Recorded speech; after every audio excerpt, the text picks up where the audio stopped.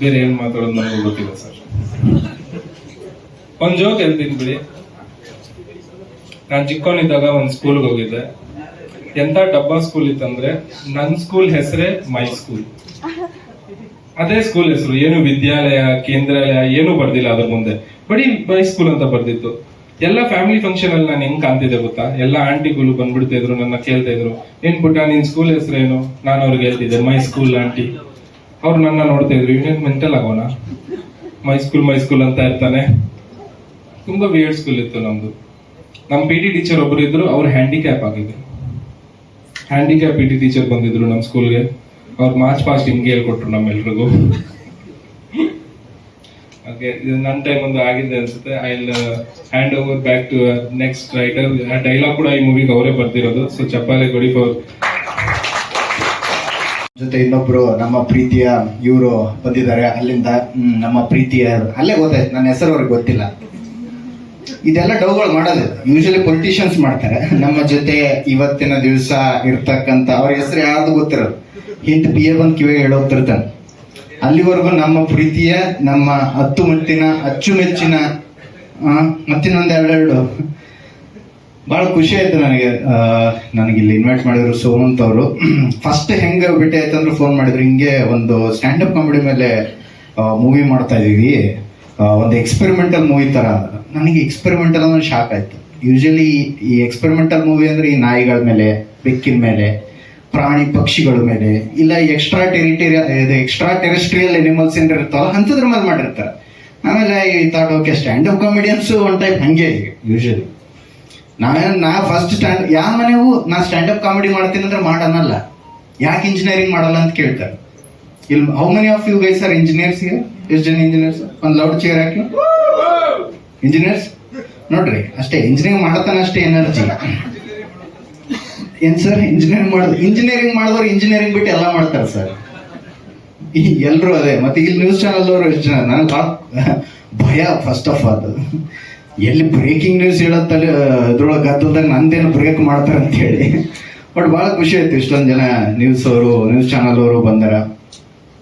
So ಅವರು ಹೇಳಿದ್ರು ಹಿಂಗೆ ಸ್ಟ್ಯಾಂಡಪ್ ಕಾಮಿಡಿಯನ್ ಮೇಲೆ ಮೂವಿ ಮಾಡತ್ತೀವಿ, ಸೊ ನೀವು ಒಂದ್ ಸ್ವಲ್ಪ ಸ್ಟ್ಯಾಂಡಪ್ ಕಾಮಿಡಿ ಬಿಟ್ಟು ಬರೀರಿ ಅಂದ್ರು. ನಾನು ಏನ ಇವರು ಜೋಕ್ ಮಾಡಬಹುದು ಬಿಡು ಅಂತೇಳಿ ಸುಮ್ಮನೆ ಅಂದೆ. ಆಮೇಲೆ ಸೈಡಿಗೆ ಕರೆದು, ಸರ್ ಬನ್ನಿ ಒಂದು ಸ್ವಲ್ಪ ಪೇಮೆಂಟ್ ಸ್ವಲ್ಪ ಕಮ್ಮಿ ಇರುತ್ತೆ ಅಂದ್ರೆ ನಾ ಫಸ್ಟ್ ಒಪ್ಕೊಂಡ್ಬಿಟ್ಟೆ. ಯಾಕಂದ್ರೆ ನಾವು ಈಗ ಸ್ಟ್ಯಾಂಡಪ್ ಕಾಮಿಡಿ ಆರ್ಟಿಸ್ಟ್ ಹೆಂಗಂದ್ರೆ ಪೇಮೆಂಟ್ ಜಾಸ್ತಿ ಹೇಳಿದ್ರೆ ನಾವು ಒಪ್ಕೊಳ್ಳಲ್ಲ. ಯಾಕಂದ್ರೆ ನಮ್ಗೆ ಡೌಟ್ ಬರ್ತದೆ. ಯಾಕಂದ್ರೆ ನಮ್ಗೆ ಯಾರು ಅಷ್ಟು ರೊಕ್ಕ ಕೊಟ್ಟು ಕರೆಸಿ ನಗಕ್ಕೆ ಯಾರು ರೆಡಿ ಇರಲ್ಲ. ಯೂಶಲಿ ನಾವು ಯಾವ್ದಾರ ಶೋ ರಿಜೆಕ್ಟ್ ಮಾಡ್ಬೇಕಾಗ್ತದೆ, ನಾವು ಬರಲ್ಲ ಸರ್ ಅನ್ನಲ್ಲ, ಜಾಸ್ತಿ ಪೇಮೆಂಟ್ ಹೇಳ್ತೀವಿ, ಅವರೇ ರಿಜೆಕ್ಟ್ ಮಾಡ್ಬಿಡ್ತಾರೆ.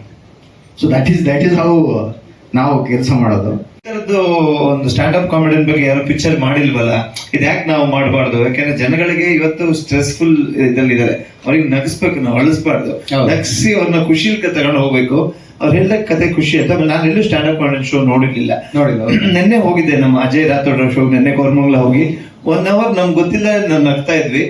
ಖುಷಿ ಆಯ್ತು. ಹೌದು, ಜನಗಳೊಂದು ಈ ಇವತ್ತಿನ ಸ್ಟ್ರೆಸ್ ಲೈಫ್ ಅಲ್ಲಿ ನೀವು ಹೇಳಿದ್ರಿ, ಟ್ರಾಫಿಕ್ ಅಂತ ಬೆಂಗಳೂರಲ್ಲೆಲ್ಲ ಆ ಸ್ಟ್ರೆಸ್ ಲೈಫ್ ಅಲ್ಲಿ 1 hour ಆ ಕಾಮಿಡಿ ಕೊಟ್ರೆ ಜನ ಸ್ವಲ್ಪ ರಿಫ್ರೆಶ್ ಆಗ್ತಾರೆ ಅನ್ನಿಸ್ತು. ಸೊ ಫಿಲ್ಮ್ ಅಲ್ಲೂ ಆ ಸ್ಟೋರಿ ಹೇಳಿದಾಗ ನನಗೆ ಇದರಲ್ಲೂ ಒಂದೇನೋ ಜನಗಳಿಗೆ ಖುಷಿ ಕೊಡ್ಬೋದು ಅನ್ನಿಸ್ತು. ಓಕೆ, ಅಂದ್ರೆ ನೀವು ಸ್ಟ್ಯಾಂಡಪ್ ಕಾಮಿಡಿಯನ್ ರೋಲ್ ಮಾಡ್ತೀನಿ ಅಂತ ನಿಮ್ ತಾಯಿಗೆ ಹೇಳಿದಾಗ ಅವ್ರು ಹೆಂಗಂದ್ರೆ, ಯಾಕಂದ್ರೆ ನಾನು ಸ್ಟ್ಯಾಂಡಪ್ ಕಾಮಿಡಿಯನ್ ಆಗ್ತೀನಿ ಅಂದಾಗ, ಕಾಮಿಡಿಯನ್ ಆಗ್ತೀನಿ ಅಂದಾಗ ನಮ್ಮ ಅಮ್ಮ ಏನ್ ಹೇಳಿದ್ರು ಗೊತ್ತಾ? ಬೇಡ, ಜನ ಎಲ್ಲ ನಗ್ತಾರೆ ಅಂದಿದ್ರು. ಇಲ್ಲ, ಜನಗಳನ್ನ ನಗಿಸ್ಬೇಕು ನಾವು. ಅದವ್ರಿಗೆ ಗೊತ್ತಿರಲ್ಲ. ನಮ್ಮಮ್ಮಗೆ ಏನ್ ಹೇಳಿದ್ರು, ಅವ್ರಿಗೆ ಪಿಕ್ಚರ್ ಮಾಡೋದಂದ್ರೆ ಖುಷಿ, ಆ ಕತೆ ಅವ್ರ ಥಿಯೇಟರ್ ಅಲ್ಲಿ ಹೋಗಿ ನೋಡೋದು. ಓಕೆ. ಸೊ ಈ ಸಿನಿಮಾ ಸರ್, ಈ ಸ್ಟ್ಯಾಂಡಪ್ ಕಾಮಿಡಿಯನ್ ಅಂದ್ರೆ ನಾನು ಜಾಸ್ತಿ ಕೇಳಿದ್ರೆ ಮತ್ತೆ ಕಥೆನೇ ಕೇಳದಂಗ ಆಗ್ತದ. ಫ್ರೀಯಾಗಿ ಎಲ್ರಿಗೂ ಕಂಟೆಂಟ್ ಸಿಕ್ಬಿಡುತ್ತೆ. ಬೇಡ, ಹೆಂಗ ಅನಿಸ್ತಾರೆ ನಿಮ್ಗೆ ಸ್ಟ್ಯಾಂಡಪ್ ಕಾಮಿಡಿಯನ್ ಆಗಿ ಇದು ಮಾಡ್ಬೇಕಂದ್ರೆ? ಹ್ಯಾವ್ ಯು ಎವರ್ ಫೆಲ್ಟ್ ಅಂದ್ರೆ ಸ್ಟ್ಯಾಂಡಪ್ ಕಾಮಿಡಿಯನ್ ಆಗೋದು ಕಷ್ಟನೋ ಈಸಿನೋ, ಹಿಂಗ್ ಮಾಡ್ಬೋದು ಹಂಗ್ ಮಾಡ್ಬೋದು? ನನಗೆ ಫಸ್ಟ್ ಆಫ್ ಆಲ್ ಯಾವ್ದೇ ಕ್ಯಾರೆಕ್ಟರ್ ಮಾಡೋದಕ್ಕೆ ಒಂದು ಡಿಫ್ರೆಂಟ್ ಆಗಿರ್ಬೇಕು, ಅದು ಹೊಸ ತರ ಇರ್ಬೇಕು, ಜನಗಳಿಗೆ ಏನು ಗೊತ್ತಿಲ್ಲದನ್ನ ನಾವು ಮೂವಿ ತೋರಿಸ್ಬೇಕು. ಹಾಗಾಗಿ ಈ ಸ್ಟ್ಯಾಂಡಪ್ ಕಾಮಿಡಿ ನಾನು ನೋಡಿರ್ಲಿಲ್ಲ. ನಮ್ಮ ಡೈರೆಕ್ಟರ್ ಯೂಟ್ಯೂಬ್ ಲಿಂಕ್ ಗಳನ್ನ ಡೈಲಿ ಸರ್ ನೋಡಿ ಸರ್ ಅಂತ ಶೋಗಳಿಗೂ ಕರಿತಿದ್ರು, ಕರೆಯಕ್ಕೆ ಹೋಗಕ್ ಆಗ್ತಾ ಇರಲಿಲ್ಲ. ಯಾಕೆ ನೆಕ್ಸ್ಟ್ ವೀಕ್ ನನ್ನ ಸ್ಟ್ಯಾಂಡಪ್ ಕಾಮಿಡಿ ಶೂಟ್ ಇರೋದ್ರಿಂದ ನಾನು ನೋಡ್ಲೇಬೇಕಿತ್ತು ಶೋನ. ಸೊ ನೆನ್ನೆ ಅದನ್ನ ನೋಡ್ಕೊಂಡ್ ಬಂದೆ, ಖುಷಿ ಆಯ್ತು. ಸೊ ನಾನು ಮಾಡಬಹುದು ಅನ್ನೋ ಒಂದು ಕಾನ್ಫಿಡೆನ್ಸ್ ಬಂತು ನನಗೆ. ಅಲ್ಲ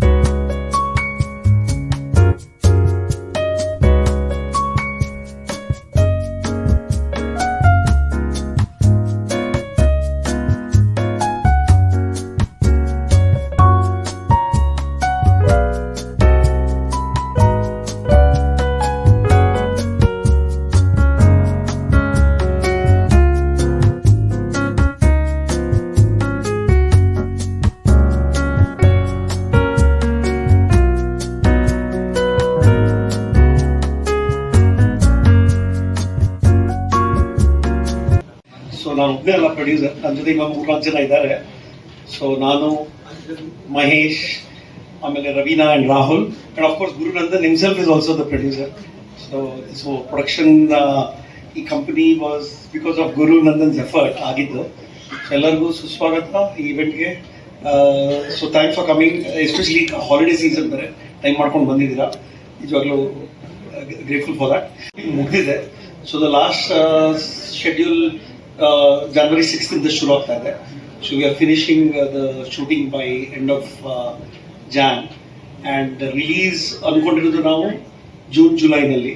ಹಲವು ಸಿನಿಮಾಗಳಲ್ಲಿ ಅಸೋಸಿಯೇಟ್ ಹಾಗೂ ಕೋ ಡೈರೆಕ್ಟರ್ ಆಗಿ ಕೆಲಸ ಮಾಡ್ತಿರೋದ ಸುಮಂತ್ ಗೌಡ್ರು ನಮ್ಮ ಈ ಸಿನಿಮಾದ director. Captain my first debut cinema. So Guru ಸರ್ಗೆ ಹೋಗಿ ಫಸ್ಟ್ ಕತೆ ಹೇಳಿದಾಗ ಅವರು ಫಸ್ಟ್ ಟೈಮೇ ಓಕೆ ಆಯ್ತು, ನಾನೇ ಪ್ರೊಡಕ್ಷನ್ ಮಾಡ್ತೀನಿ, ಶೂಟ್ ಶುರು ಮಾಡೋಣ ಅಂತ. 75% ಶೂಟ್ ಕಂಪ್ಲೀಟ್ ಆಗಿದೆ. ಈಗ next month we are done with shoot, complete ಮುಗಿಸ್ಕೊತಾ ಇದೀವಿ. 75 ಅಲ್ಲಿ ಕ್ಲೈಮ್ಯಾಕ್ಸ್ ಪೋರ್ಷನ್ ಒಂದು ಬಾಕಿ ಇದೆ. ಸೊ ಈಗ ಬೆಂಗಳೂರು ಸುತ್ತಮುತ್ತ ಶೂಟ್ ಮುಗಿಸ್ಕೊಂಡಿದ್ದೀವಿ. ನೆಕ್ಸ್ಟ್ ಸಾಂಗ್ಗೆ ಕಾಶ್ಮೀರ್ ಅಥವಾ ಲಡಾಖ್ಗೆ ಹೋಗೋ ಪ್ಲಾನ್ ಇದೆ. ಅದು ಮುಗಿದ ತಕ್ಷಣ ನಮ್ದು ಸಿನಿಮಾ ರಿಲೀಸಿಗೆ ರವಿ ಸರ್ ಹೇಳಿದಂಗೆ we are planning on April or May. ಹೀಗೆ ಪ್ರತಿ ವರ್ಷ ಒಳ್ಳೊಳ್ಳೆ ಸಿನಿಮಾಗಳು ಮಾಡ್ತಾ ಇರ್ರಿ ನೀವು ಅಂತ ನಾನು ಕೇಳ್ತೀನಿ. ಈ ಟೈಟಲ್ ಸಾಂಗ್ ನ ನಾವು MC ಬಿಜು ಹತ್ರ ಹಾಡ್ಸಿದೀವಿ. ಅದಾದ ನಂತರ ಒಂದು ಮೆಲೋಡಿ ಸಾಂಗ್ ಬರುತ್ತೆ. ಸೊ ಮೆಲೋಡಿ ಸಾಂಗ್ ಆದ್ಮೇಲೆ 2 ಮೆಲೋಡಿ ಸಾಂಗ್ ಬರುತ್ತೆ, ಒಂದು ಪ್ಯಾಥೋ ಸಾಂಗ್ ಬರುತ್ತೆ. ಇನ್ನು ಪ್ಲಾನ್ ಮಾಡ್ತಾ ಇದೀವಿ ಯಾರ ಹತ್ರ ಹಾಡ್ಸ್ಬೇಕು ಅಂತ. ಹಾಗೆ ಒಂದು ಜಯಂತ್ ಕಾಕಿಣಿಯವ್ರ ಹತ್ರ ಬರ್ಸಿದೀವಿ. ಹಾಗೆ ಒಂದು ಪ್ರಮೋದ್ ಮರವಂತೆ ಅವ್ರು ಬರ್ತಿದ್ದಾರೆ ಹಾಡ್ಗ ಲೈನ್.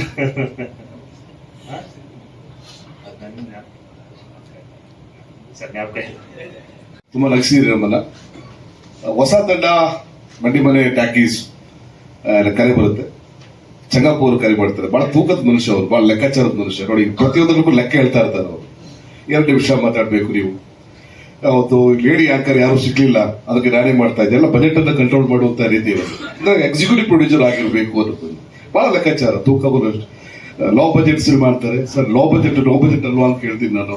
ಅಂದ್ರೆ ಬಹಳ ಸಿನಿಮಾನ ಬಹಳ ಅರ್ಥ ಮಾಡ್ಕೊಂಡು ನನ್ನ ನಂಬ್ಕೊಂಡು ಬಂದಂತ ನಿರ್ಮಾಪಕರಿಗೆ ಯಾರಿಗೂ ಸಮಸ್ಯೆ ಆಗ್ಬಾರ್ದು, ಜೊತೆಗೆ ಪ್ರೇಕ್ಷಕರಿಗೂ ಕೂಡ ಆಶಾಭಂಗ ಆಗ್ಬಾರ್ದು ಅನ್ನೋದನ್ನ ಮನಸ್ಸಲ್ಲಿಟ್ಕೊಂಡು ಒಬ್ಬ ಆ ರೀತಿ ವ್ಯಕ್ತಿ ಇದ್ರೆ ಸಿನಿಮಾ ಬಹಳ ಅದ್ಭುತವಾಗಿ ನಡೆಯುವುದು. ನನ್ನ ವೈಯಕ್ತಿಕ ಎಕ್ಸ್ಪೀರಿಯನ್ಸ್. ನನ್ನ ಪ್ರೊಡಕ್ಷನ್ ಅಲ್ಲೂ ಕೂಡ ನಿಮ್ಮಂತವ್ರನ್ನೊಬ್ಬರು ಇಟ್ಕೋಬೇಕು ಅಂತ ಆಸೆ ಪಡ್ತಾ ಇದ್ದೀನಿ sir. Thank you very much. ಒಳ್ಳೆ ಸಬ್ಜೆಕ್ಟ್. ಸುಮಂತ್ ಗೌಡ್ರು ನೋಡೋದಕ್ಕೆ ಅವರೇ ಹೀರೋ ತರ ಇದ್ದಾರೆ, ಬಹಳ ಚೆನ್ನಾಗಿದ್ದಾರೆ. ಅವ್ರು ನನಗೆ ಗೊತ್ತು, ನನಗೆ ಕಥೆಯನ್ನು ಬಹಳ ಚೆನ್ನಾಗಿ ನರೇಟ್ ಮಾಡಿದ್ರು. ನನಗೆ ಬಹಳ ಇಷ್ಟ ಆಯ್ತು. ನನ್ನ ಪಾತ್ರ ಬಹಳ ತೂಕದ ಪಾತ್ರ, ಭಾರತದಲ್ಲ ಬಹಳ ವಿಶೇಷವಾಗಿರುವಂತ ಪಾತ್ರ. ನಾನು ಕತೆ ಹೇಳಿ ಹೋದ್ಮೇಲೆ ನನ್ನನ್ನು ಬಿಟ್ಟರೆ ಈ ಪಾತ್ರ ಯಾರು ತೂಕ ಬರಲು ಅಂತ ಕೇಳಿದಾಗ ಸದ್ಯಕ್ಕೆ ಯಾರು ಇರಲಿಲ್ಲ ಅನ್ಸುತ್ತೆ. ನನಗೋಸ್ಕರನೇ ಟ್ರೈಲರ್ ಮೇಡ್ ಕ್ಯಾರೆಕ್ಟರ್ ನನಗೋಸ್ಕರ ಈಗಿನ ಗೆಟಪ್ನೆಲ್ಲ ಬಳಸ್ಕೊಂಡು ಒಂದು ಲಾಯರ್ ಪಾತ್ರದಲ್ಲಿ ಕಾಣಿಸ್ಕೋತೀನಿ. ನ್ಯಾಯ ಕೊಡ್ತೀನ ಕೊಡಲ್ವಾ? ಲಾ ಓದಿ ಲಾಯರ್ ಆಗಿರುವಂತ ಪಾತ್ರ. ತುಂಬಾ ಜನ ಲಾ ಮಾಡದೆ ಲಾಯರ್ ಹತ್ರ ಓಡಾಡ್ತಾರೆ. ಲಾ ಮಾಡಿ ಲಾಯರ್ ಆಗುವಂತ ಪಾತ್ರ ಲಕ್ಷ್ಮೀಪತಿ ಅನ್ನೋ ಒಂದು ಪಾತ್ರ, ವಿಶೇಷವಾದ ಪಾತ್ರ. ನನ್ನ ಗೆಳೆಯರು, ಆತ್ಮೀಯ ಗೆಳೆಯರು, ಬಂಟಿ ಮೂಲಕ ಬಹಳ ಆತ್ಮೀಯರಾದಂಥವ್ರು, ಉದಯರು ನಮ್ಮ ಆತ್ಮೀಯರು. ಅವ್ರ ಮೂಲಕ ಈ ತಂಡ ನನಗೆ ಪರಿಚಯ ಆಗುತ್ತೆ. ಗುರು ನನಗೆ ಇಸ್ ವೆರಿ ಕ್ಲೋಸ್ ಫ್ರೆಂಡ್. ನನಗೆ ನಾನು ರಾಗ ಸಿನಿಮಾ ಮಾಡುವಾಗ ನನಗೆ ತುಂಬಾ ಸಪೋರ್ಟ್ ಮಾಡಿದ್ರು ನನಗೆ. ಹಾಗಾಗಿ ಹೊಸ ಪ್ರೊಡಕ್ಷನ್ ಅಂತ ಹೇಳಿದ ತಕ್ಷಣ ಒಬ್ಬ ನಿರ್ಮಾಪಕನಾಗಿ, ಕಲಾವಿದನಾಗಿ ಯಾರ ಜೊತೆ ನಿಂತ್ಕೋಬೇಕು ನನ್ನ ಆಸೆ, ತುಡಿತ. ಹಾಗಾಗಿ ಈ ತಂಡದ ಜೊತೆ ಇದ್ದೀನಿ. ಬಹಳ ಖುಷಿ ಅನಿಸ್ತಾ ಇದೆ ಈ ತಂಡದ ಜೊತೆ ನನಗಿರುವಂಥದ್ದು. ಹೇಳ್ತಾರೆ ತುಂಬಾ ಕತೆ ಬಗ್ಗೆ ರಿವೀಲ್ ಮಾಡಬೇಡ ಅಂತ.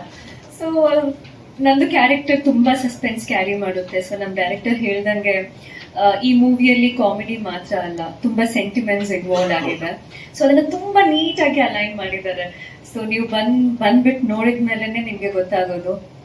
ಸೊ ಅವ್ರು ಹೇಳ್ದಂಗೆ ಜನರನ್ನ ನಗ್ಸೋದು it's not a easy task. So ನಿಮ್ದು ಸಪೋರ್ಟ್ ಹಾಗೇನೆ ಇರಬೇಕು. ಸಿನಿಮಾ ಬನ್ನಿ ನೋಡಿ, ತುಂಬಾನೇ ಖುಷಿ ಆಗುತ್ತೆ. 70% ಕಂಪ್ಲೀಟ್ ಆಗಿದೆ. So climax part it's the main thing, ಅದು ಪೆಂಡಿಂಗ್ ಅಲ್ಲಿದೆ. ಸೊ ಎಂಟೈರ್ ಟೀಮ್ ವರ್ಕ್ ಅಂತ ಹೇಳ್ಬೋದು. ಒಬ್ರದ್ದು ಸಪೋರ್ಟ್ ಇಲ್ಲ ಅಂತ ಹೇಳಿದ್ರೆ ಸಿನಿಮಾ ಆಗಲ್ಲ. ಸೊ ಎಲ್ಲಾರ್ದು ಸಪೋರ್ಟ್ ಇದೆ. Production house, direction team, technicians, art department ಎಲ್ಲಾನು ಅಷ್ಟೇ, ಎಲ್ಲ ತುಂಬಾ ಚೆನ್ನಾಗಿ ವರ್ಕ್ ಮಾಡ್ತಾ ಇದ್ದಾರೆ. ಸೊ ನಮ್ಮ ಹೀರೋ ಸರ್ ಜೊತೆನೂ ವರ್ಕ್ ಮಾಡಕ್ಕೆ ತುಂಬಾ ಚೆನ್ನಾಗಿತ್ತು. ತುಂಬಾ ಅವರು ವರ್ಕ್ ಓರಿಯೆಂಟೆಡ್ ಅಂತ ಹೇಳ್ಬೋದು. And even the production house ಹೊಸದು ನಮ್ಮ ರವಿಕುಮಾರ್ ಸರ್ ಅವರೆಲ್ಲ ತುಂಬಾನೇ ಡೆಡಿಕೇಶನ್ ಇಂದ ಮಾಡ್ತಾ ಇದ್ದಾರೆ. ಅವರು US ಇಂದ ಬಂದ್ಬಿಟ್ಟು ತುಂಬಾ ಎಫರ್ಟ್ ಹಾಕಿ ಮಾಡ್ತಾ ಇದ್ದಾರೆ. ಸೊ ಯಾ, ಹಾಗೂ ನನ್ನ ಚಿತ್ರತಂಡದವರು, ಹಾಗೂ ನಮ್ಮ ಫ್ಯಾಮಿಲಿ, ಎಲ್ಲ ನನ್ನ ಸ್ನೇಹಿತರಿಗೆ, ಹಾಗೆ ನನ್ನ ಫಾರೆಸ್ಟ್ ಚಿತ್ರದ ಪ್ರೊಡ್ಯೂಸರ್ ಕರೆಗೆ ಹೋಗ್ಬಿಟ್ಟು ಬಂದಿದ್ದಾರೆ, ಹಾಗೆಲ್ಲ ನನ್ನ ಸ್ನೇಹಿತರಿಗೆ, ಹಾಗೆ ನಮ್ಮ ಸ್ಟಾರ್ಟ್ಅಪ್ ಕಾಮಿಡಿ ನಿನ್ನೆ ಶೋ ನೋಡಿದ ತಕ್ಷಣ ಫೋನ್ ಮಾಡಿದೆ ಹಾಜರಾತರೊಳಗೆ ಪತ್ತರವರಿಗೆ, ಅವರವರ ಕರೆ ಬಿಟ್ಟು ನಮ್ಮ ಕಾರ್ಯಕ್ರಮಕ್ಕೆ ಬಂದಿದೆ. ಧನ್ಯವಾದಗಳು. ಮೊದಲಾಗಿ ನನ್ನ ಚಿತ್ರತಂಡವರು ಸರ್ ಇವತ್ತು ಸರ್ಪ್ರೈಸ್ ಅಂತ ಹೇಳ್ತಿದ್ರು. ನನಗೂ ಗೊತ್ತಿರಲಿಲ್ಲ ಇವತ್ತು ಟೀಸರ್ ಮತ್ತೆ ಟೈಟಲ್ ರಿವೀಲ್ ಮಾಡ್ತಾರೆ ಅಂತ. ಚೂರು ಗೊತ್ತಿತ್ತು, ಬಟ್ ಸಡನ್ ಆಗಿ ಏನು ತೋರಿಸೇ ಇರ್ಲಿಲ್ಲ. ಡೈರೆಕ್ಟರ್ ಓಕೆ ಎಲ್ಲ ಮಾಡ್ತಾರೆ ಅಂತ. ಇವತ್ತು ನಂಗೊಂದು ನನ್ನ ಬರ್ತ್ಡೇಗೆ ಒಂದು ಸರ್ಪ್ರೈಸ್ ಗಿಫ್ಟ್ ಕೊಟ್ಟಿದ್ದಾರೆ ಎಲ್ಲ ಚಿತ್ರತಂಡಕ್ಕೆ. ನನ್ನ ಧನ್ಯವಾದಗಳು, ಥ್ಯಾಂಕ್ ಯು. ಅದನ್ನ ಬೆಳಗ್ಗೆ ನಾನು ಹೇಳ್ತಾ ಇದ್ದೇನೆ ಡೈರೆಕ್ಟರ್ಗೆ, ನಾನು ಫೋನ್ ಎತ್ತಿ ಕತೆ ಓಕೆ ಆದ ತಕ್ಷಣ ನಂಗೆ ಟೆನ್ಷನ್ ಕೊಟ್ಬಿಟ್ಟೆ ನೋಡು, ಪ್ರೊಡಕ್ಷನ್ದು ಟೆನ್ಷನ್. ಯಾಕೆಂದ್ರೆ ನಾನು ಯಾರ್ದು ಯೂಶಲಿ ಫೋನ್ ಅವಾಯ್ಡ್ ಮಾಡಲ್ಲ, ಯಾರ್ದೇ ಇದ್ರು ಮಾಡ್ತೀನಿ. ಇವನು ಸುಮಾರು ಸತಿ ಕಾಲ್ ಮಾಡ್ತಾ ಇದ್ದೆ ಒಂದು 5-6 ತಿಂಗಳ ಹಿಂದೆ. ನಾನು ಎತ್ತೇ ಇರಲಿಲ್ಲ. ಮತ್ತೆ ಫೋನ್ ಮಾಡಿದಾಗ ಕತೆ ಹೇಳ್ಬೇಕು ಸರ್, ಕತೆ ಹೇಳ್ಬೇಕು. ನೋಡಿ ನೀನು ಕತೆ ಹೇಳಿದಕ್ಕೆ ಇನ್ನೊಂದು ಪ್ರೊಡಕ್ಷನ್ ಮಾಡೋ ಟೆನ್ಷನ್ ಬೇರೆ ಸಿಕ್ಬಿಡ್ತು ಅಂತ. ಇಲ್ಲ, ಕತೆ ನಾವೇ ಮಾಡಬೇಕು ಅನ್ನಿಸ್ತು, ಅಷ್ಟು ಚೆನ್ನಾಗಿತ್ತು ಕತೆ. ಒಂದು ಸ್ಟ್ಯಾಂಡಪ್ ಕಾಮಿಡಿ ಬಗ್ಗೆ ಯಾರೂ ಮಾಡಿಲ್ಲ. ಹಾಗೆ ನನ್ನ ಪ್ರೊಡಕ್ಷನ್ಗೆ ನಮ್ಮ ಕೋ ಪ್ರೊಡ್ಯೂಸರ್ ಆಗಿ ನನ್ನ ಸ್ನೇಹಿತರೆಲ್ಲ ರವಿಕುಮಾರ್ ಅವರು, ರಾಹುಲ್, ರವೀನಾ ಅವರು, ವೇಣುಗೋಪಾಲ್ ಸರ್, ಹಾಗೆ ಅಂಜನ್ ಮತ್ತೆ ಮಹೇಶ್ ಅಂತ ಬಂದಿಲ್ಲ, ಎಲ್ಲ ಸೇರಿದ್ರು ನಮ್ಮ ಕೋ ಪ್ರೊಡ್ಯೂಸರ್. ಹಾಗೆ ಒಂದು ನಮ್ಮ ಕಂಪ್ನಿನೂ ಸ್ಟಾರ್ಟ್ ಆಯ್ತು. ಶೂಟಿಂಗು ಈಗ 75% ಆಲ್ಮೋಸ್ಟ್ ಮುಗಿಸಿದೀವಿ ಎಲ್ಲ ಬೆಂಗಳೂರು ಸುತ್ತಮುತ್ತ. ಇನ್ನೊಂದು ಲಾಸ್ಟ್ ಶೆಡ್ಯೂಲ್ ಬಂದ್ಬಿಟ್ಟು ನಾಡಿದ್ದು ಜನವರಿ 1st ವೀಕಿಂದ ಸ್ಟಾರ್ಟ್ ಮಾಡ್ತಾ ಇದೀವಿ. ಸೊ ಈ ಜನವರಿಲಿ ಶೂಟಿಂಗ್ ಎಲ್ಲ ಕಂಪ್ಲೀಟ್ ಆಗುತ್ತೆ. ಒಂದು ಸಾಂಗ್ ಮಾತ್ರ ಬ್ಯಾಲೆನ್ಸ್ ಇರುತ್ತೆ. ಮೇ ಬಿ ಜನವರಿ ಎಂಡ್ ಅಥವಾ ಫೆಬ್ರವರಿ 1st ವೀಕಲ್ಲಿ ಮುಗಿಸ್ತೀವಿ. ಮುಂದಿನ ವರ್ಷದಲ್ಲಿ 2025 ನಮ್ಮ ಮೂವಿ ರಿಲೀಸ್ ಆಗುತ್ತೆ. ಚೆನ್ನಾಗಿ ಬಂದಿದೆ ಅನ್ಕೊಂಡಿದ್ದೀನಿ. ಎಲ್ಲರೂ ಫುಲ್ ಸಪೋರ್ಟ್ ಮಾಡಿದ್ದಾರೆ. ನಮ್ಗೆ ಮ್ಯೂಸಿಕ್ ಡೈರೆಕ್ಟರ್ ಆಗಿರ್ಬೋದು, ನಮ್ಮ ಎಡಿಟರ್ ಆಗಿರ್ಬೋದು, ಕೊರಿಯೋಗ್ರಾಫರ್, ಎಲ್ಲ ನಮ್ಮ ಹೋಲ್ ಚಿತ್ರತಂಡ ನಮ್ಗೆ ತುಂಬಾನೇ ಸಪೋರ್ಟ್ ಮಾಡಿದ್ದಾರೆ. ಥ್ಯಾಂಕ್ ಯು ಎಲ್ಲ. ಯಾಕೆಂದ್ರೆ ನಾವು ಒಬ್ಬರಿಂದ ಒಂದು ಚಿತ್ರ ಆಗಲ್ಲ, ಇಡೀ ಚಿತ್ರತಂಡ ಎಲ್ಲ ಸೇರ್ಕೊಂಡು ಅವ್ರ ಎಫರ್ಟ್ ಇದ್ರೆ ಮಾತ್ರ ಒಂದು ಚಿತ್ರ ಆಗತ್ತೆ.